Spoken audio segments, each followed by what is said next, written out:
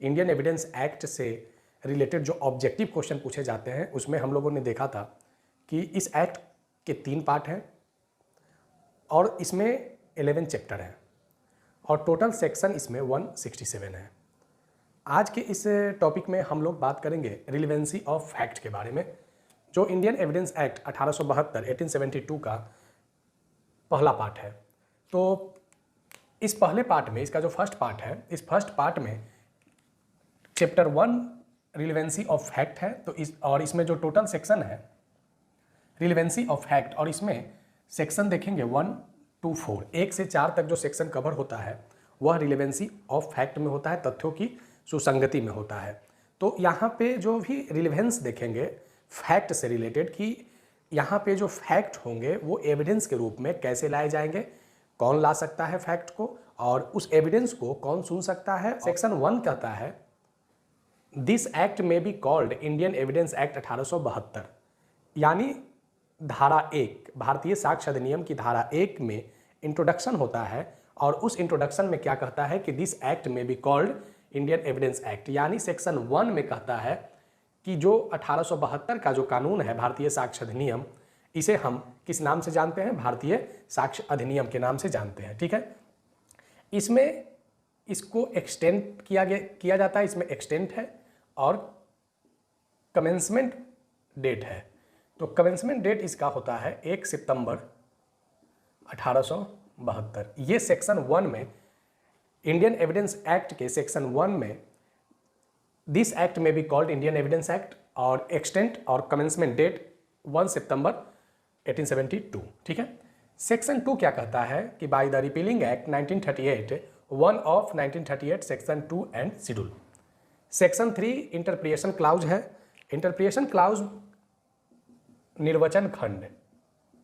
Section 3 है निर्वचन खंड, जो इंडियन एविडेंस एक्ट के सेक्शन 1 से 4 का सबसे महत्वपूर्ण सेक्शन है सेक्शन 3, क्योंकि सेक्शन 3 में ही जो बात होती है वह कोर्ट के विषय में, फैक्ट क्या होता है, रेलिवेंट क्या होता है, फैक्ट इन इशू क्या है, डॉक्यूमेंट एविडेंस प्रूव्ड होता है, एविडेंस या डिसप्रूव्ड होता है या नॉट प्रूव्ड होता है, और उसके बाद इंडिया, ये सेक्शन 3 के इंटरप्रिएशन क्लाउज में ये सारे फैक्ट आते हैं। सेक्शन 4 में है मे प्रिज्यूम, शैल प्रिज्यूम, कंक्लूसिव प्रूफ। ठीक है, सेक्शन 4 में क्या है, मे प्रिज्यूम, शैल प्रिज्यूम और कंक्लूसिव प्रूफ।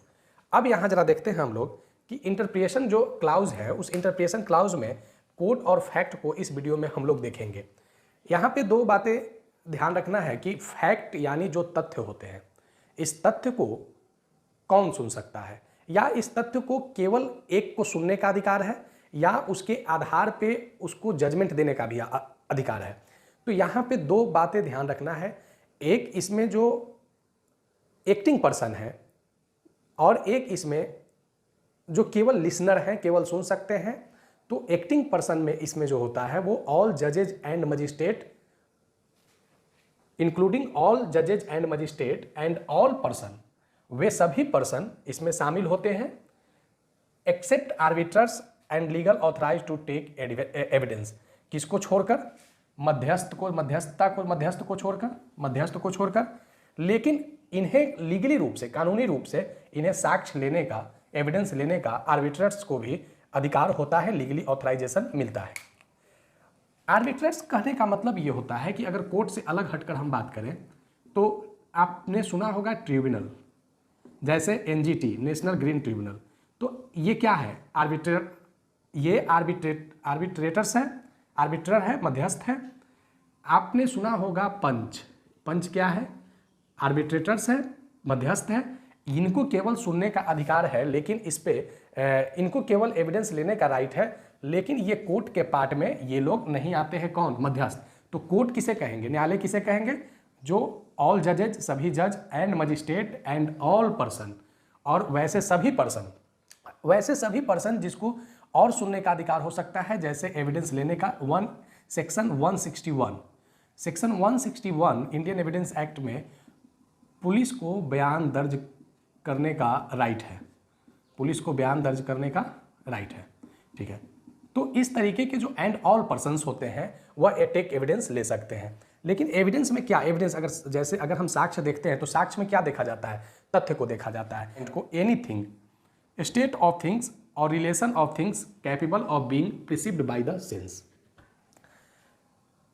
हम वैसे वस्तुओं को जिसे ज्ञानेंद्रियों के द्वारा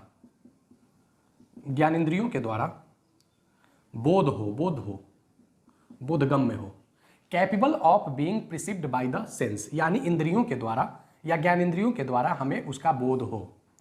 any mental condition of which any person is conscious, जिसकी मानसिक अवस्था का बोध हो। तो फैक्ट में दो condition, any things, state of things और relation of things capable of being perceived by the sense और any person is conscious.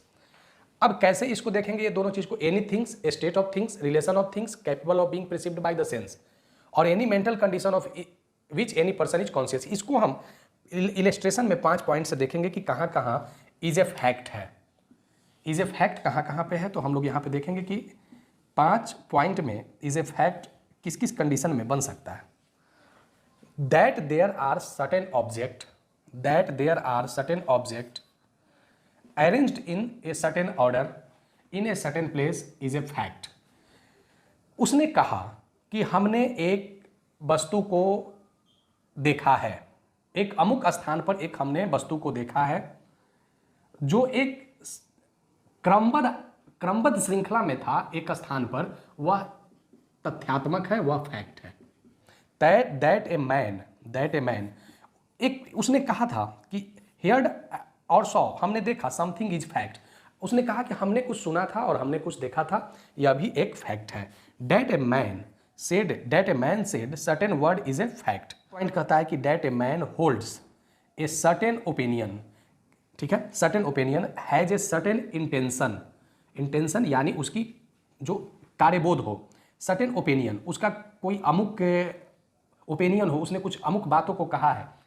Acts in a good faith, उसका एक अच्छा विश्वास है, या फ्रॉडली या uses particular word is the particular sense और is was a the specified time the conscious of the particle sense is a fact. That a man has a certain reputation, किसी व्यक्ति का जो रिपुटेशन होता है, किसी व्यक्ति की जो अवस्था होती है, रिपुटेशन होता है, वह भी क्या है, एक फैक्ट है। तो यहाँ क्या कहता है कि एक व्यक्ति ने जो एक सर्टेन ओपिनियन दिया है वह भी क्या है, एक फैक्ट है। एक उसका इंटेंशन वह भी एक तथ्य है, उसका एक विश्वास वह भी तथ्य है, उसके द्वारा कहे हुए कोई शब्द या उसका सेंस या उसका ऐसे स्पेसिफाइड कॉन्शियस वह भी क्या है, एक फैक्ट है। तो अभी हम लोगों ने इंटरप्रिटेशन क्लाउज में कोर्ट और फैक्ट को देखा। तो कोर्ट में क्या हम लोगों ने देखा कि कोर्ट इंक्लूडिंग ऑल जजेज and magistrate and all person except arbitrators legally authorise to take evidence, जिसमें 161 का पुलिस का बयान और सेक्शन 164 में क्या होता है, मजिस्ट्रेट के सामने दिया हुआ बयान, ठीक है, मजिस्ट्रेट के सामने दिया हुआ बयान, ठीक है। ये उसके बाद हम लोगों ने फैक्ट को देखा। नेक्स्ट में हम लोग देखेंगे relevant fact in issue, document, evidence, proved and disproved, not proved और इंडिया के बारे में। अगर आप न्यू व्यूअर हैं तो आप चैनल को सब्सक्राइब करके बेल आइकन को दबा दीजिए। फिर हम मिलेंगे नेक्स्ट वीडियो में।